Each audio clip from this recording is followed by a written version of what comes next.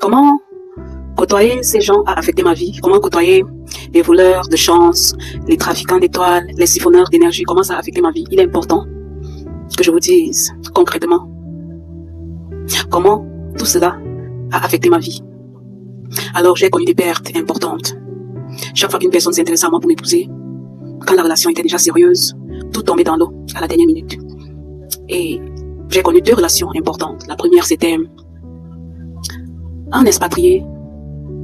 Il n'était pas expatrié parce qu'il ne vivait pas en Afrique. Donc je l'ai connu sur Internet, sur Facebook, en espagnol, et qui s'est entiché de moi. Et il a décidé de faire sa vie avec moi. Donc il est venu au Cameroun pour rencontrer ma famille. Et quand je m'avais dit à ma mère que j'ai une personne qui s'intéresse à moi, parce qu'en fait même j'avais déménagé de ma toute première unicité, et je m'avais dit à ma maman que j'ai une personne qui m'aide, c'est lui qui s'occupe de moi, qui m'achète tout. Quand il me dépannait parfois, je partais dans les autres universités où mes frères fréquentaient, je les dépannais un peu, et tout, je leur donnais, prends ça, voilà, pour tes cours, pour tes photocopies et tout. Et donc, je dis ça à ma mère, je lui dis, connaissant un peu comment ces histoires sont, je suis en Afrique, si on te voit peut-être avec un blanc, je dis vraiment ça comme cela, c'est pas parce que, voilà, c'est comme si ça t'attire tous les problèmes du monde. Donc j'aimerais qu'on garde ça pour nous. Ma maman me dit, je ne peux pas garder ça pour moi parce que quand j'ai quitté la maison de ton père, c'est ma famille qui m'a tendu la main. Et vous tous qui venez parfois, vous me rendez visite où ma famille vit. Il risque de dire que lorsque j'avais besoin d'aide, c'est là que je connaissais la famille. Et maintenant que les bonnes choses commencent à arriver pour mes enfants, je les mets de côté. Elle a également dit ça à l'une de ses sœurs en Europe. Elle est même mère avec ma mère. Et cette sœur-là, elle m'a appelée parce qu'elle a appris que je ne voulais pas mêler la famille. Je voulais que cet homme vienne me rencontrer et qu'on voie si ça marche vraiment entre nous avant que je ne voie si je dis aux gens, ce qui est normal. Ma tante a commencé à crier sur moi, tu ne peux pas faire ça, on va tuer ta mère, comme tu es têtu, hein? Tu ne connais pas la famille, on va tuer ta mère. Ils ont commencé à semer la peur dans moi et donc j'ai suivi ma mère. On a dit aux gens, quand l'homme est venu, ma tante s'est même proposée de cuisiner. Quand l'homme est venu, on s'est vu, lui-même il était genre, je ne te toucherai que si j'étais épousée. Il posait des questions à ma mère. Il était content de voir des vidéos de d'autres dans, voilà, les danses traditionnelles pendant les cérémonies de d'autres africaines. Donc, on parlait qu'à son prochain voyage, on va organiser une grande fête et tout. Le monsieur était espagnol, il était catalan, et il était directeur d'une banque à Barcelone. Il avait 3 yachts privés tout. Il était pas n'importe qui. Il faut que je le dise. Et donc, quand le monsieur est rentré, il ne m'a plus jamais fait signe. J'aurais pu dire, peut-être il voulait profiter de moi, mais ce n'était pas le cas, parce qu'il a respecté mes valeurs, mais il ne m'a plus jamais appelé, j'ai écrit. Donc je suis restée dans l'humiliation, vous vous en rendez compte. Et après, j'ai commencé à entendre des rumeurs comme quoi j'ai été victime d'un rituel de séparation, dont on m'a avoué des choses, que lorsqu'on avait cuisiné, ma tante là, avec qui je m'entends pas, qui a insisté pour cuisiner, genre non, que Mireille se prépare, qu'elle allait se faire belle et tout, moi je vais cuisiner pour notre beau-fils, qu'elle avait cuisiné de la volaille, et on m'a appris que dans notre culture, on ne cuisine pas de la volaille à un beau-fils quand il vient se présenter pour la première fois, sinon il s'en ira pour toujours. Et ma tante en question, qui est mariée, qui a des enfants avec son mari, quelques années plus tard, pendant que son mari se rendait dans son village pour voir mon grand-père, son beau-père, elle a envoyé une nouvelle que toutes mes mamans qui sont là-bas, je ne vais pas entendre que quelqu'un a cuisiné la volaille pour mon mari, ne me détruisez pas le mariage. Elle qui est déjà mariée signée, elle protège. Mais moi, à qui l'on venait seulement se présenter, elle a fait ça. Donc, j'ai eu des révélations comme quoi j'ai été victime d'un rituel de séparation, que non seulement elle a préparé la volaille, elle a mis des produits et elle a prononcé des paroles spécifiques. Et après ça, j'ai appris que pendant que cet homme était là, ma tante avait dit à ma mère, sa nounou avait démissionné et elle voulait quelqu'un qui reste avec son bébé parce qu'elle travaillait. Elle dit à ma mère, va donner l'enfant à Mireille. Ma mère lui dit, mais tu ne vois pas que Mireille est en étranger. Elle dit à ma mère, ah, il n'y aura rien là-bas, il n'y aura rien là-bas, attends voir, il n'y aura rien là-bas. Elle dit ça à ma mère. Mais comme ma mère, je ne sais pas si c'est Moumou, je ne sais pas, elle était genre, voilà, elle a tellement mis ses sœurs sur un piédestal, elle leur a octroyé la sagesse infinie, l'intelligence infinie, voilà. Donc quand quelque chose sort de leur bouche, elle est genre, voilà. Et quand l'homme est parti, voilà, ça s'est détruit. Je ne l'ai plus jamais vu. J'avais honte. Voilà, j'étais dans le manque. Et après, j'ai eu mon premier enfant. Après ma licence, quand j'étais en master, j'ai eu mon premier enfant. Et 2 ans après, j'ai eu mon deuxième enfant. Et avec son père, on avait des projets. J'ai caché qui était son père, c'était quelqu'un d'important, avec qui on parlait de projets de mariage. Et quand les gens ont su que je suis enceinte, ils ont cru que c'était un étudiant, comme j'ai d'abord eu un enfant, dont les gens étaient calmes. Mais quand j'ai accouché, il y a des gens qui sont venus à l'hôpital et qui ont vu des personnes importantes qui venaient donner des cadeaux à ma mère parce que le père de mon fils était en mission à l'étranger. Et donc, quand j'ai eu cet enfant, il était tellement content qu'il a envoyé, voilà, le corps, je ne peux pas parler de qui il était, du corps. Et donc, il a envoyé des responsables de son corps, ses subordonnés pour venir cueillir mon fils, mon homonyme est né.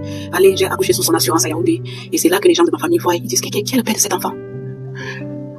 Quand le père de mon enfant rentre, il est venu à la maison, chez moi. Il a pris tous mes diplômes, il a réuni, il a allé déposer parce que il y a quelqu'un qui l'avait soutenu, qui était devenu DG d'une boîte française qu'on venait d'ouvrir à Yaoundé. Et cette personne m'a prise du boulot. J'ai commencé, je n'ai même pas travaillé 3 semaines.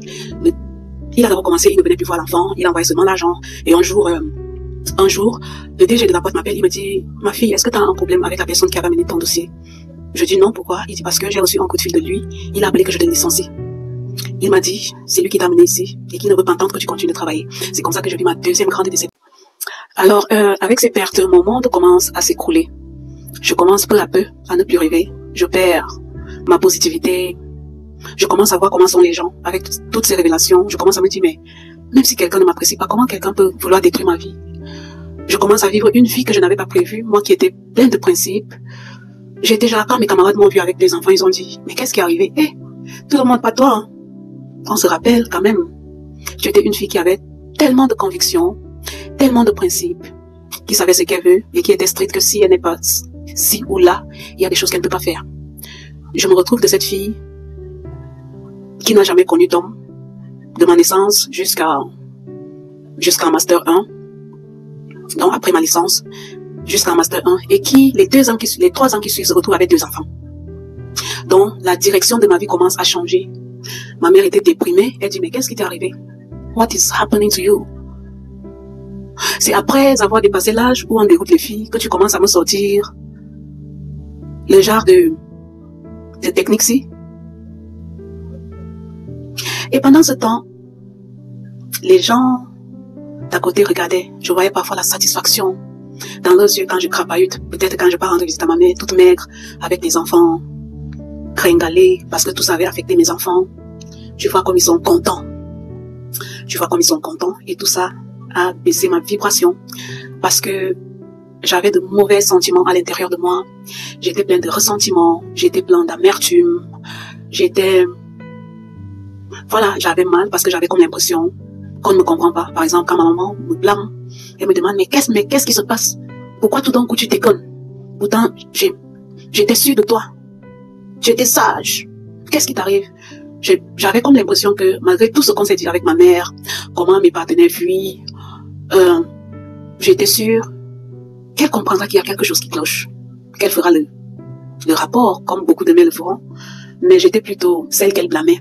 Elle me disait que j'étais dans la situation dans laquelle j'étais, parce que, voilà, j'ai décidé d'être dans cette situation, parce que je n'écoute pas les gens.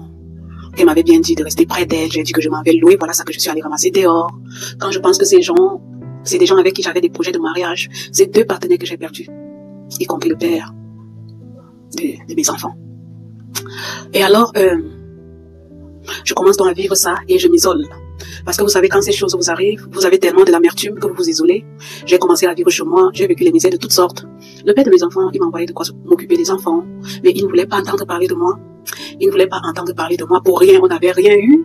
Tout simplement arrêté, j'ai juste commencé à voir comment son chauffeur vient me donner des enveloppes, ou comment je reçois des mandats, des virements d'argent, sans rien me dire. Il envoie juste parce qu'il sait qu'il y a les enfants.